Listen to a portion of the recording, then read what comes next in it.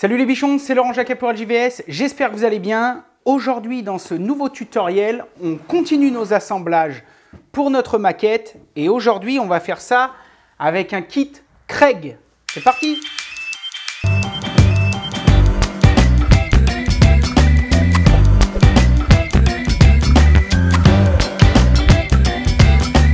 Alors, on a bien avancé notre maquette, on a déjà vu plusieurs assemblages et aujourd'hui, on va installer cette planche ici. Pour l'installer, j'ai choisi de vous montrer un gabarit de perçage qui est entre nous beaucoup plus connu outre-Atlantique que chez nous. C'est donc la marque Craig. Alors moi, ça fait des années que j'ai acheté ça. Il faut savoir que c'est pas un système d'assemblage qui est très prisé et très à la mode chez nous, notamment dans le professionnel. Les professionnels vont plutôt trouver que ça fait un peu bricolage et pourtant c'est quelque chose de très efficace que moi j'apprécie pas mal et qui est extrêmement utilisé chez nos amis canadiens ou aux États-Unis, chez les anglo-saxons. Donc vous ferez votre avis. Moi je trouve ça bien, ça dépanne, ça fait le job. Voilà, il faut être consciencieux, mais ça peut faire quelque chose de plutôt bien. Alors le principe, ça va être quoi? D'abord, on n'a ni tenon, ni mortaise, ni fraisage, rien du tout. Ça va simplement être un système de gabarit qui va nous permettre de venir mettre des vis. Alors vous me direz, oui, mais là, la vis, c'est facile. On pourrait pré-percer et puis clouer, coller, clouer, ou alors pré-percer, fraiser et puis venir mettre une vis en travers. Vous avez raison. Toutefois, pour certaines applications, on a besoin que les vis se fassent un petit peu discrètes et c'est pas dans tous les cas que c'est bien pratique de venir faire ça. Je te foutrai des liens dans la description, comme d'hab, tu fais comme tu veux. Ils ont un système de gabarit qui va te permettre en fait de venir mettre une vis en biais, une vis biaise. Alors ça, on a déjà tous essayé de le faire. Le seul souci qu'il y a, c'est que une fois sur deux, on éclate, on tombe de l'autre côté, on tombe jamais pile poil comme il faut. Alors qu'avec les gabarits qui sont prévus pour, tu tombes bon dedans à tous les coups. Alors des gabarits Craig, il en existe plein de sortes disponibles. Moi j'en ai deux, je vous mettrai un lien, vous irez voir. Il y en a un tout simple, c'est celui-ci, c'est le moins cher, mais tout de même extrêmement efficace. Ça vaut vraiment pas grand-chose. Et tu vois, c'est d'excellente qualité. Moi, ça fait des années que je l'ai. Et franchement, j'ai jamais eu de problème avec. Celui-ci, je te ferai voir comment il se fixe. On va venir le clamper avec un serre-joint sur la pièce à usiner. Une fois qu'on a clampé le gabarit sur la pièce à usiner, on va venir se servir d'une mèche spéciale que je vais te montrer tout de suite.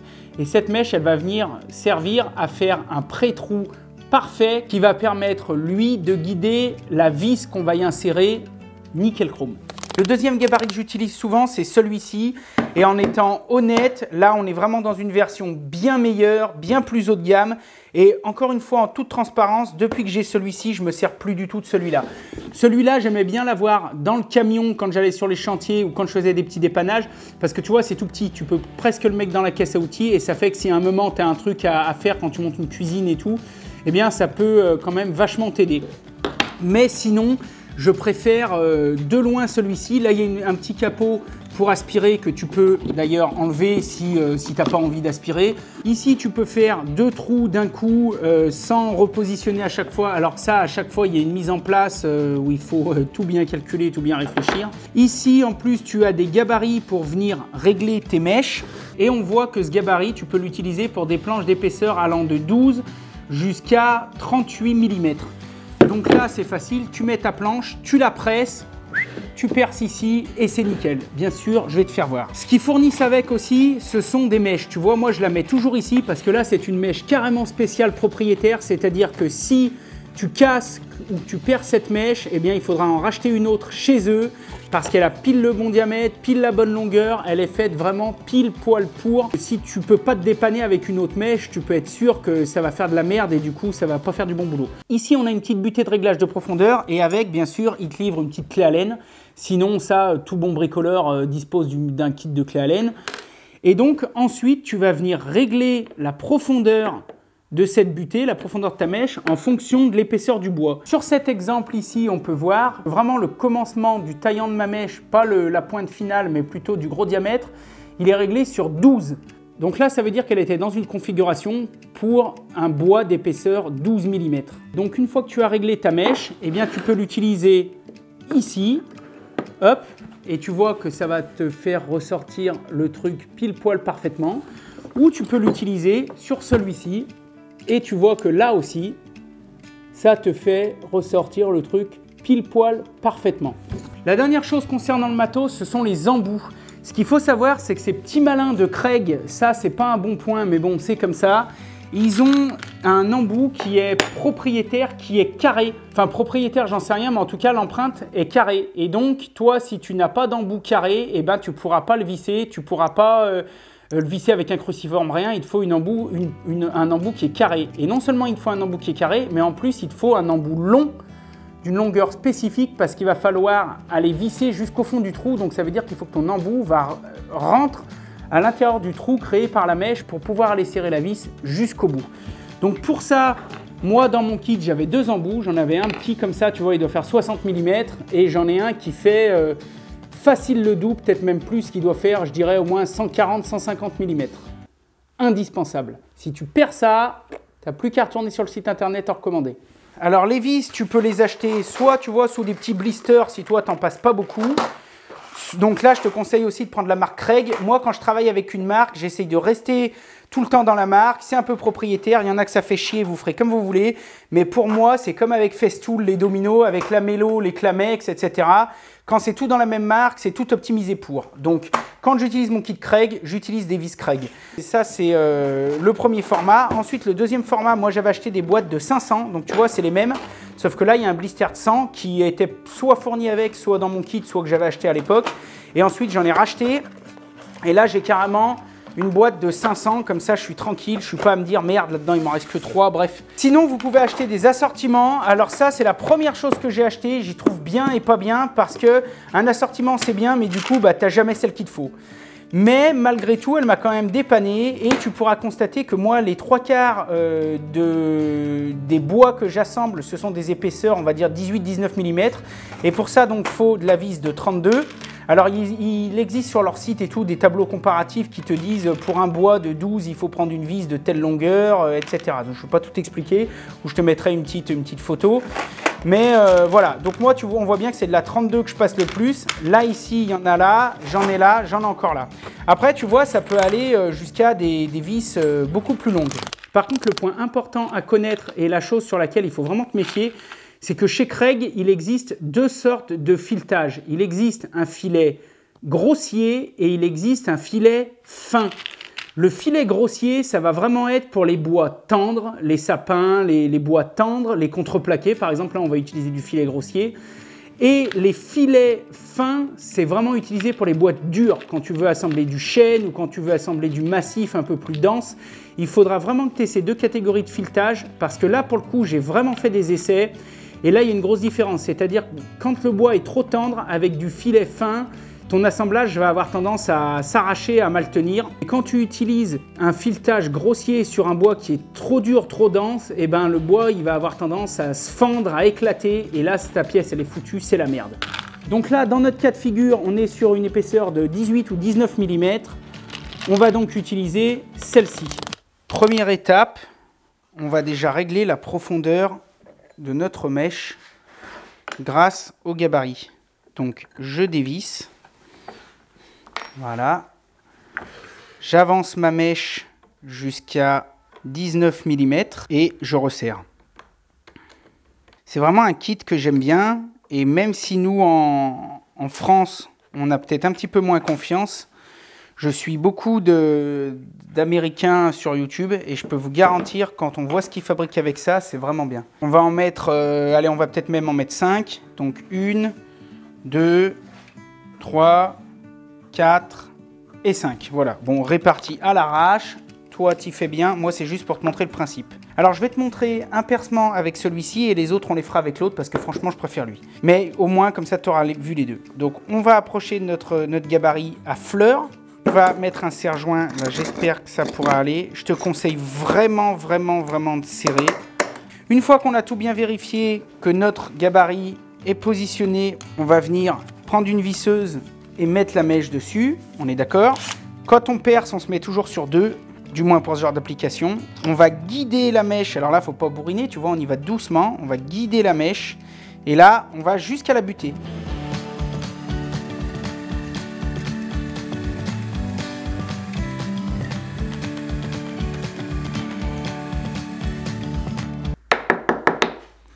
Et là, on a notre trou qui est nickel de chez Nickel. On n'a pas traversé de l'autre côté, on n'a pas traversé sur la face. Et il est super centré, super ajusté. Ça fait que là, quand on va percer, eh bien, la vis va sortir bien au milieu. On ne sera pas trop bas, pas trop haut. Et on pourra faire du bon boulot. Ok? On va maintenant se servir de ce gabarit qui est pour moi carrément mieux. Première chose à faire, ça va être de régler ici l'épaisseur de la planche. Donc là, tu vois, on a 12, 16, 19. Tu vois, et puis ça monte comme ça, 38, voire plus. Nous, on va se mettre vers 19. Voilà.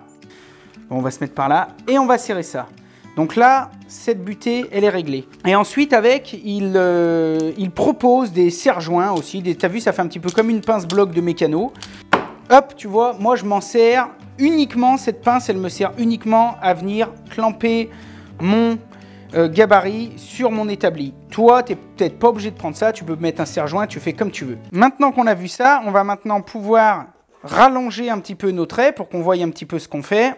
Et venir faire nos autres percements. On va présenter l'enfant à sa mère, tu vois. On va se mettre par exemple au premier trait. Premier trait, on va le faire correspondre par exemple au B. A, B, C, c'est exactement la même chose. C'est-à-dire qu'ils sortent au même endroit. Il n'y a aucune différence entre ces trois systèmes, entre ces trois trous de percement. C'est parce que si des fois tu veux faire ça sur un montant ou une traverse, et ben en le mettant là, tu vois, tu peux percer les deux d'un coup sans avoir à déplacer la pièce. C'est la seule raison. Donc on va mettre le truc ici et ensuite on va venir régler notre presse. Il y a un petit écrou, c'est très facile, jusqu'à ce qu'on ait la pression suffisante, hop, pour la serrer. Une fois que ça c'est bon, même système que dans le précédent exemple.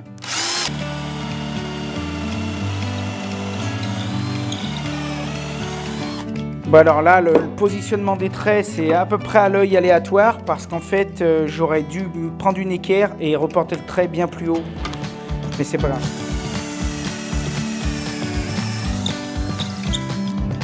Donc tu vois, avec ce système, c'est quand même vachement plus facile et vachement plus rapide qu'avec le premier. Et de 4.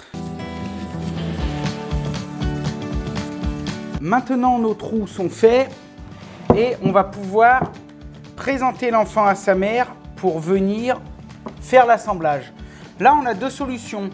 Soit on visse simplement, soit on peut aussi mettre de la colle. Ça va dépendre de vous si vous voulez faire un assemblage permanent ou si vous préférez que ce soit démontable. Là, ici, exceptionnellement, je ne vais pas en mettre. Je le ferai peut-être dans un deuxième temps à la fin du gabarit parce que quand on va continuer nos tutoriels d'assemblage, j'aurai peut-être besoin de redéfaire cette planche pour pouvoir la retravailler.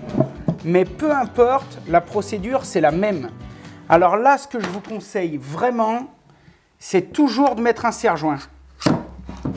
Pour la simple et bonne raison, c'est que comme ça, ça va vous aider à stabiliser la pièce, ça va vous libérer les mains et ça va vous permettre d'être sûr et certain de ne pas faire de conneries. Donc là, j'ai mis mon serre-joint, c'est nickel. On va déjà mettre la vis du haut. Donc pour ça, on va utiliser donc du filetage grossier, rappelle-toi de ce que je t'ai dit. Bois tendre, contreplaqué, tout ça, c'est gros filet. Et on va utiliser une vis de 32 de long, c'est ce que eux ils préconisent. Je mets ça sur mon embout carré et là je repasse en vitesse 1 et en plus je suis plus sur perçage mais je vais me mettre allez on va dire, on va commencer à 10, 11, 12, à 13 et ensuite on verra. Et là on y va tranquille.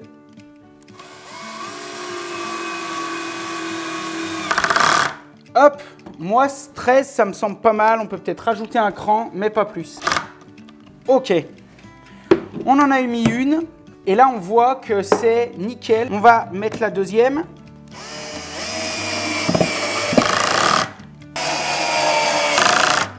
Ça, c'est un système qui est vraiment fiable, qui est efficace et qui, pour moi, est très bien. Il n'y a pas de souci. Encore une fois, ça va dépendre quelle utilité vous en avez. Il est vraiment utilisé à fond du côté des Américains ou des Anglo-Saxons et c'est vraiment très fiable. Donc il nous en reste une à mettre en haut.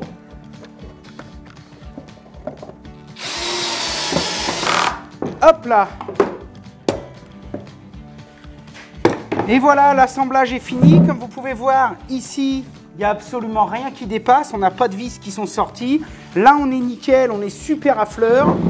Et là, ici, on est absolument nickel. On ne pourrait même pas y passer un papier à cigarette. C'est vraiment super ajusté. Ça, c'est vraiment ce que je voulais vous faire voir. Alors, bien évidemment, cet assemblage, il nécessite une réflexion. C'est de faire en sorte que la face avec les trous ne soit pas visible. Toutefois, si des fois vous n'avez pas le choix ou si vous voulez soigner un petit peu mieux, Craig, toujours pareil, vend des petits caches en bois. Tu vois, ça doit être du hêtre. Je sais qu'ils en font de différentes couleurs. Et vous allez pouvoir venir les coller ici dans chaque trou pour boucher les trous. Et une fois que la colle sera sèche, avec l'aide d'un rabot ou d'une scie à raser, un petit papier de ponceuse, eh bien, ça bouche le trou complètement. Moi, personnellement, je me sers rarement de ces petites chevilles bois parce que soit je m'arrange pour faire en sorte que ces trous ne soient pas visibles ou soit j'ai besoin de faire ça et j'ai besoin que ce soit démontable. Et compte tenu du fait qu'on le bouche avec ça, si vraiment on veut gagner en esthétique, bah du coup le montage est plus démontable puisque là du coup ça devient tout collé. En étant honnête, depuis que je les ai, ces petits capuchons, j'ai dû en mettre 4. Voilà les bichons, bah écoutez, c'est un tuto de plus qui se termine bien. J'espère comme d'habitude que vous aurez appris pas mal de choses et puis que ça vous aura éveillé, que ça vous aura donné des idées sur les différentes techniques d'assemblage. Comme d'hab, je vous mets 2-3 petits liens dans la description.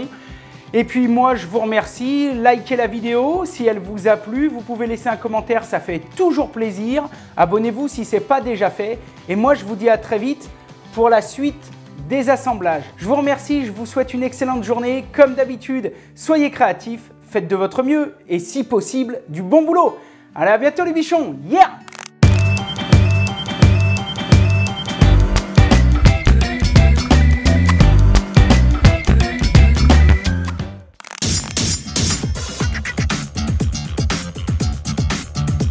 Et salut à tous, bienvenue dans cette nouvelle émission de Radio Bichon, le seul podcast qui réveille tes chantiers.